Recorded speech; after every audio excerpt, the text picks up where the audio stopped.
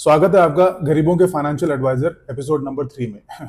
याद रहे ना आप गरीब हो और ना मैं फाइनेंशियल एडवाइजर। तो आज बात करेंगे अगले हफ्ते के मेन इवेंट्स की और आने वाले क्वार्टर के रिजल्ट्स को एनालाइज करने का एक चीट कोड बताऊंगा, बहुत ही सिंपल। So stay tuned. इस हफ्ते मार्केट ने नया रूप दिखाया। निफ्टी में bullish momentum was very very strong, इतना स्ट्रांग कि एट 25,600 वो अपने ऑल टाइम हाई से ओनली 2% पीछे है। Let's discuss why. सबसे बड़ा रीजन कि यूएस में फेड ने इंटरेस्ट रेट नहीं काटा। जैसे आरबीआई इंडियन इकोनॉमी के ऊपर बहुत ज्यादा बुलिश है, वैसे ही फेड भी यूएस की इकोनॉमी पे बहुत बुलिश है। So which is a really good sign.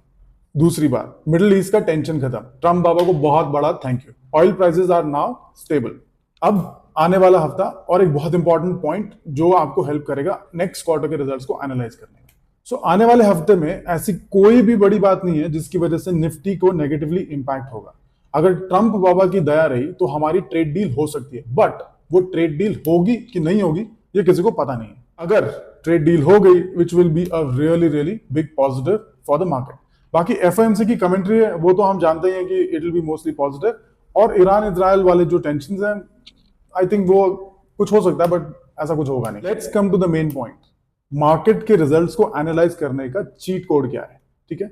तो ये बताने से पहले मैं आपको ये बताता हूं कि जो लास्ट क्वार्टर के रिजल्ट्स थे they were mostly good because operating margins had improved. अब इसका मतलब ये होता है कि the operating margins of the Nifty 50 companies in last quarter have maxed out. तो अगर इस बार रेवेन्यू इंक्रीज होता है तो वो प्योरली गुड बिजनेस की वजह से होगा। तो अगर आपको ये रिजल्ट एनालाइज करना है तो एक सिंपल तरीका है, the simplest way is to look for gross revenue. अगर ग्रॉस रेवेन्यू ऊपर गया तो इसका मतलब है कि मार्केट विल गो अप, और अगर हमारी बात सही निकली तो फिर क्या, सारे सपने सच और मालदीव्स में कतरीना के साथ वेकेशन। सो आज के लिए इतना ही friends, have a good weekend. याद रखना, नशे कम खेलकूद ज्यादा। Please follow me if you like my style of finance.